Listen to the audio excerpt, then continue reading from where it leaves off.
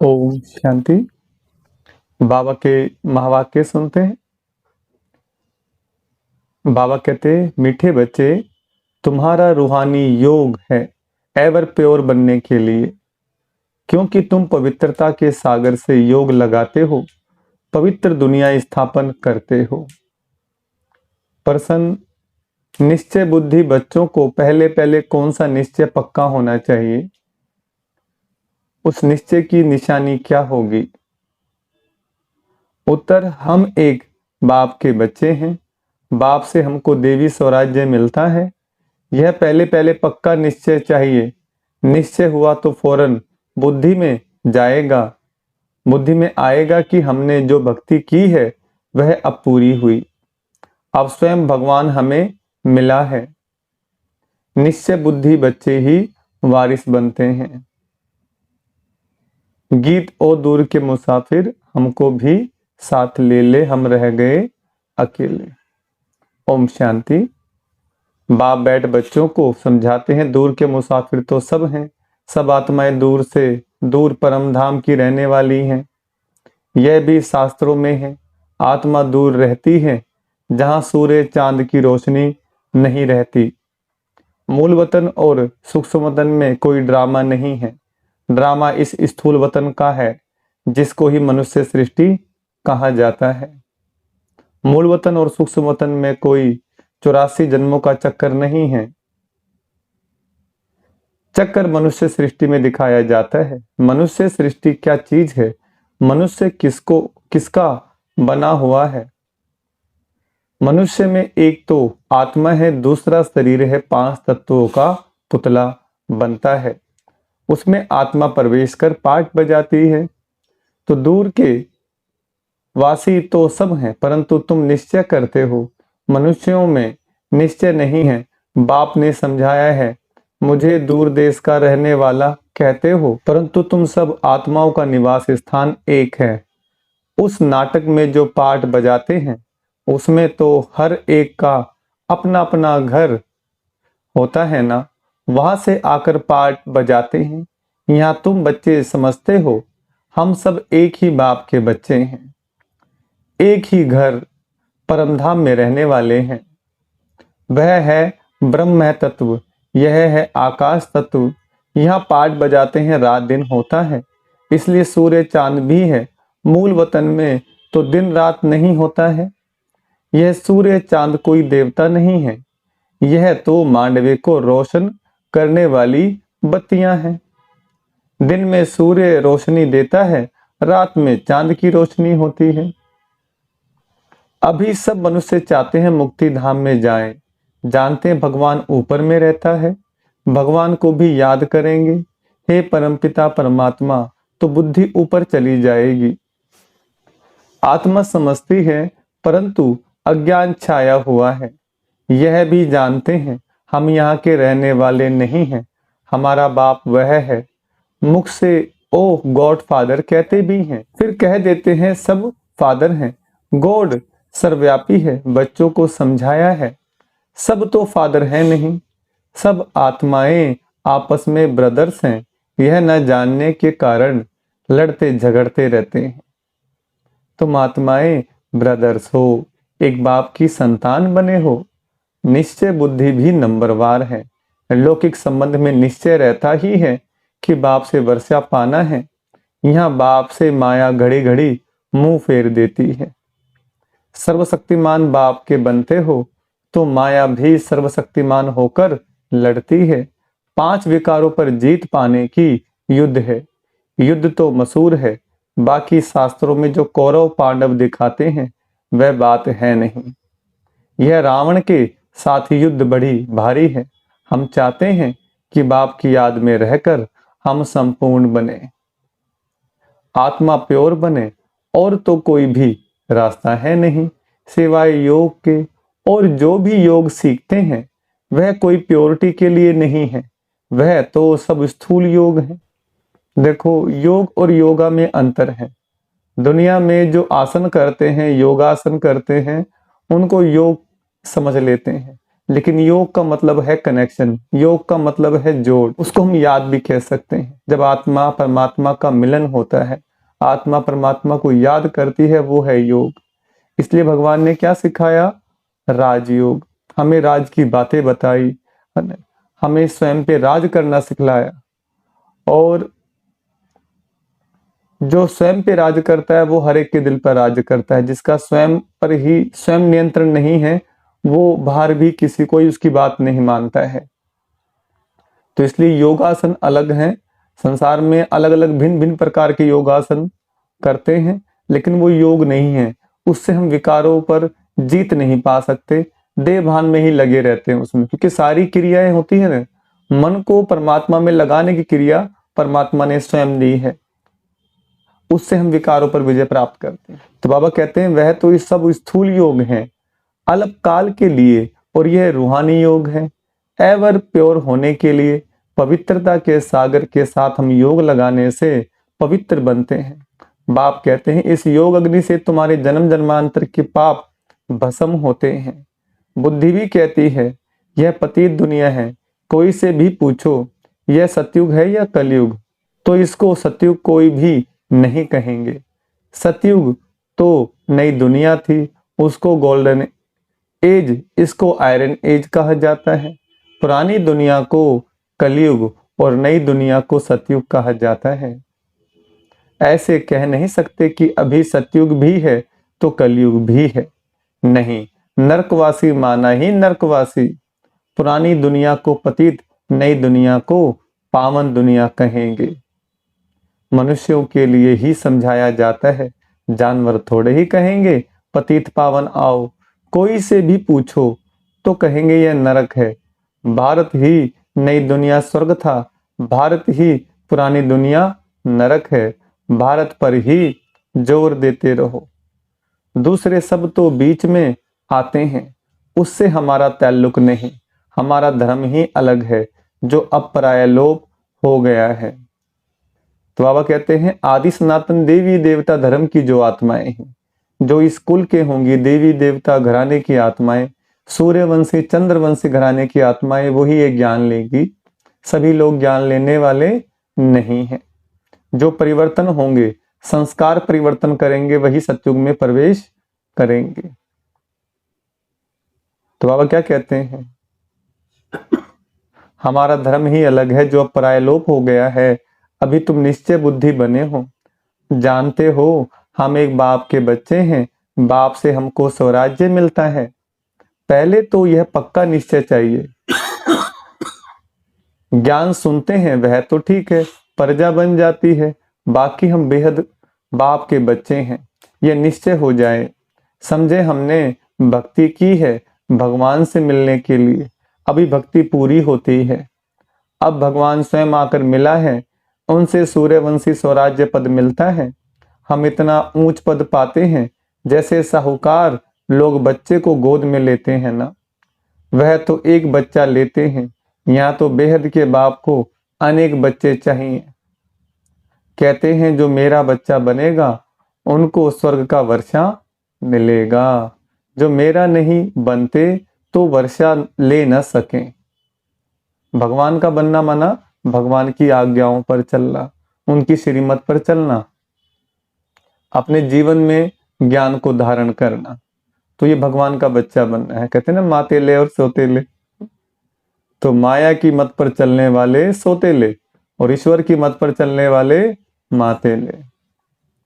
श्रीमत पर ही नहीं चलेंगे, जिनको निश्चय हो जाता है वह तो कहते बाबा आप फिर से आए हो। बस हम तो आपका हाथ नहीं छोड़ेंगे।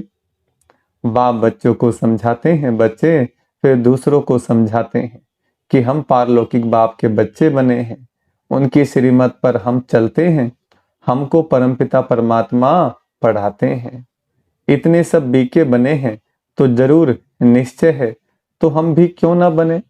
लिख करके भेज दे कि हम आपके बने हैं। बाप कहेंगे हम कोई दूर थोड़े ही हैं, हम तो यहाँ बैठे हैं, हाजिर हैं, यहाँ प्रैक्टिकल में बैठे हैं।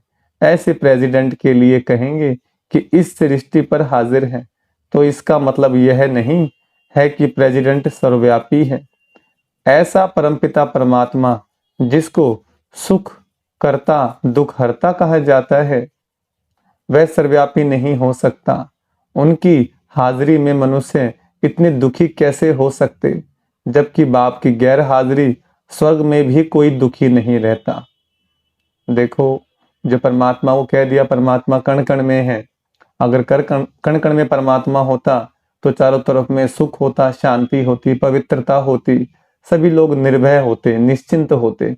अब परमात्मा तो कण कण में नहीं, लेकिन माया, बुराइयां, अवगुण चारों ओर फैले हुए हैं। तो भगवान कहते हैं जब मैं आकर तुम्हें ज्ञान देता हूं और उस ज्ञान से पूरे विश्व में प्रकाश हो जाता है तो वो स्वर्ग हो जाता है। तब मैं स्वर्ग में रहता नहीं हूं, मैं परमधाम में ही रहता हूं, लेकिन वहां पर कोई भी दुख, अशांति, परेशानी नहीं होती। तो बाबा कहते हैं जब स्वर्ग होता है तो कंप्लीट स्वर्ग होता है, और जब नरक होता है तो चारों तरफ नरक ही होता है। लेकिन जो लोग धर्म कर्म के मार्ग पर चलने वाले होते हैं, नियम संयम पर चलने वाले होते हैं, तो उस पर नरक का प्रभाव इतना नहीं होता। होता तो है पर इतना नहीं होता है। तो बाप ने बच्चों के लिए घोंसला बनाया है। जैसे चिड़िया बच्चों के लिए घोंसला बनाती है, तो बाप भी तुम्हारे लिए तुम्हारे द्वारा ही आखेरा, आखेरा मना घोंसला बनवाते हैं। तुम्हारे ही रहने के लिए स्वर्ग का आखेरा बन रहा है। बाप कहते तुम मेरी मत पर चलेंगे तो स्वर्ग में राज्य करेंगे। अगर पूरा निश्चय हो तो एकदम पकड़ लेवे, ऐसे भी नहीं कि यहाँ बैठ जाना है। घर बार तो छोड़ना नहीं है, वह तो घर बार छोड़ते हैं। गुरु को भगवान समझते हैं, वह कोई जीते जी मरते नहीं है। तुमको तो जीते जी मरकर फिर सतयुग में जीना है। तुम बाप से बेहद का वर्षा लेते हो। जब निश्चय हुआ कि बेहद का बाप पढ़ाते हैं, 21 जन्मों का वर्षा देते हैं, तो उनकी श्रीमत पर चलना पड़े। बच्चा बना तो बाप डायरेक्शन देंगे। पहले तो 1 हफ्ता भट्टी में बैठो, तुमको रोज नॉलेज मिलती रहेगी। सब तो एक जैसे नहीं समझते हैं, हर एक अपने पुरुषार्थ और तकदीर अनुसार पाते हैं। पुरुषार्थ और तकदीर के ऊपर ही होता है। पता लग जाता है कि तकदीर में क्या है, क्या पद पाएंगे। बाप का बनकर फिर गृहस्थ व्यवहार में भी रहना है। अच्छा, गृहस्थ व्यवहार नहीं है तो जाकर अंधों की लाठी बनो। सत्यनारायण की कथा सुनाने जरूर जाना है। कैसे हम नर से नारायण बन सकते हैं, कैसे नारी से लक्ष्मी बनने का ज्ञान सबको देना है। अब देखो, प्रेम बच्ची सेवा पर लग गई है। जिन्होंने निमंत्रण दिया उन्होंने आज यान की बहुतों से मुलाकात कराई, प्रभावित हुए। परंतु बाबा कहे निश्चय बुद्धि एक भी नहीं है कि इन्हों को बेहद का बाप पढ़ाता है, जिससे 21 जन्मों का वर्षा मिलता है। प्रभावित होते हैं, परंतु ऐसे थोड़े ही निश्चय हुआ कि बरोबर ज्ञान का सागर बाप पढ़ा रहे हैं। हाँ, सिर्फ कहेंगे बहुत अच्छा है, जैसे ही बाहर गए फिर खल्लास। कोई बिरला ही पुरुषार्थ करेंगे, भले आपस में सत्संग करेंगे, परंतु जो करेंगे वह भी निश्चय बुद्धि नहीं, हाफ कास्ट कहा जाता है। निश्चय और संशय, अभी कहेंगे बाप पढ़ाते हैं, अभी कहेंगे कि यह कैसे हो सकता है। हाँ, पवित्र बनना अच्छा है, परंतु पवित्रता में रहना बड़ा मुश्किल है। पहले तो निश्चय चाहिए, गदगद होकर लिखें, जैसे बांधेली गोपिकाएं पत्र लिखती हैं। वैसे छुटेले कभी लिखते थोड़े ही हैं। बाबा लिख देते हैं कि एक को भी निश्चय बुद्धि नहीं बनाया है। हाँ, साधारण प्रजा बनाई है, वारिस नहीं बनाया। एक भी निश्चय बुद्धि नहीं बना है, निश्चय बुद्धि ही वारिस बनते हैं। कोई भले निश्चय बुद्धि है परंतु ज्ञान नहीं उठाते हैं, तो उसी घराने के अंदर जाकर दास दासी बनते हैं। आगे जाकर एक्यूरेट साक्षात्कार होगा, पता भी पड़ेगा कि हम दास दासी कौन से नंबर में बनेंगे। फिर बहुत पछताएंगे, हम तो श्रीमत पर चले नहीं, तब यह हाल हुआ। फिर भी हर हालत में कहेंगे ड्रामा इनका ड्रामा में ऐसे ही कल्प कल्पांतर का पार्ट है, साक्षात्कार होना ही है, पिछाड़ी में रिजल्ट निकलनी है। फिर कहेंगे भाभी हमारी तकदीर में यह था, तुम्हारी पढ़ाई की रिजल्ट आएगी, यह तो बड़ा भारी स्कूल है, पढ़ाने वाला एक ही है, एक ही पढ़ाई है, एक ही इम्तिहान है, टीचर जानते हैं यह स्टूडेंट कैसा है, सब गैलप करते रहते हैं, आगे चलकर बहुत कुछ पता लग जाएगा, घड़ी घड़ी तुम ध्यान में चले जाएंगे जैसे शुरू में जाते थे। आप भी समझते रहते हो, बाप भी समझाते रहते हैं, तुम गफलत करते हो, श्रीमत पर नहीं चलते हो, ऐसे चलते चलते आदत पड़ जाती है। भले तुम पूछो शिव बाबा हम आपकी श्रीमत पर चलते हैं, बाबा बता देंगे तुम नहीं चलते हो, तब तुम्हारी तकदीर ऐसे दिखाई पड़ती है, समझा जाता है अभी दशा खराब है, आगे चलकर खुल भी जाए। कोई काम के हल्के नशे में गिरते हैं, काम वासना आ जाती है। भारत पावन था, श्रेष्ठाचारी था, जो अब भ्रष्टाचारी है, उन श्रेष्ठ देवताओं की महिमा तो है ना। बाप कहते हैं यह है ही आसुरी संप्रदाय, मैं आया हूं देवी संप्रदाय स्थापन करने। यह देवी देवता धर्म है, ऊंच थे ऊंच, बाप ही पतित पावन है, परंतु मनुष्य कुछ भी समझते नहीं है। जो भी धर्म स्थापन करने आते हैं पवित्र जरूर बनते हैं, हर एक बात में अच्छे और बुरे होते हैं, कम तकदीर और अच्छी तकदीर वाले हैं। अब यह रावण राज्य खत्म होना है, इस रावण की नगरी को आग लगनी है। तुम राम की सेना बैठे हो, जो इस धर्म के होंगे वह समझते जाएंगे, नंबरवार समझते हैं। कोई को एक ही तीर जनक मुआफिक लगने से सरेंडर हो जाते हैं, वह कोई भी बहाना नहीं करेंगे, बहाना इसमें चल ना सके। परंतु माया के तूफान भी बहुत आते हैं, अपने घराने को ही भुला देते हैं कि हम देवी देवता कुल के हैं, भगवान पढ़ा रहे हैं, भूल जाते हैं और फिर माया के चुंगल में फंस जाते हैं, उल्टे उल्टे कर्म करते हैं। कि हम ईश्वरीय संतान हैं तो बच्चों को बहुत मीठा बनना है, काम का जरा भी नशा नहीं चाहिए, काम बड़ा ही महाशत्रु है, यही सबसे बड़ी भारी परीक्षा है। बाबा कहते हैं बच्चे इकट्ठे रह पवित्र बनकर दिखाओ। बाप बच्चों की अवस्था को जानते हैं, निश्चय बुद्धि वाले बाप को अपना समाचार देंगे कि बाबा मैं आपको याद करता हूँ या आपकी सेवा करता हूँ, सर्विस का समाचार लिखें तब विश्वास रखूं, सर्विस का सबूत दिखाएं तब बाबा समझे, इसमें उम्मीद अच्छी दिखाई पड़ती है। और फिर यह भी समझना चाहिए कि बाबा अकेला है, हम बच्चे बहुत हैं, ऐसे नहीं बाबा को रोज रोज रिस्पॉन्स देना पड़ेगा, नहीं, बाप है ही गरीब निवाज, दान गरीब को दिया जाता है। यह भारत खंड गरीब है, भारत ही साहूकार से गरीब हुआ है, यह किसको भी पता नहीं पड़ता है। यह भारत ही अविनाशी खंड है जहां भगवान अवतार लेते हैं। भारत सोने की चिड़िया था, अर्थात सर्व सुखों का भंडार था, जिस सुखधाम में जाने के लिए हम सब पुरुषार्थ कर रहे हैं। अच्छा, मीठे मीठे सिकलदे बच्चों प्रति माता पिता बाप दादा का याद प्यार और गुड मॉर्निंग। रूहानी बाप की रूहानी बच्चों को नमस्ते। हम रूहानी बच्चों की रूहानी बाप दादा को याद प्यार गुड मॉर्निंग और नमस्ते। धारणा के लिए मुख्य सार है, पहला पॉइंट, कोई भी बहाना ना कर बाप की श्रीमत पर चलते रहना है, सर्विस का सबूत देना है। दूसरा, हम ईश्वरीय संतान हैं, हमारा ऊंचते ऊंच घराना है, यह भूलना नहीं है, निश्चय बुद्धि बनना और बनाना है।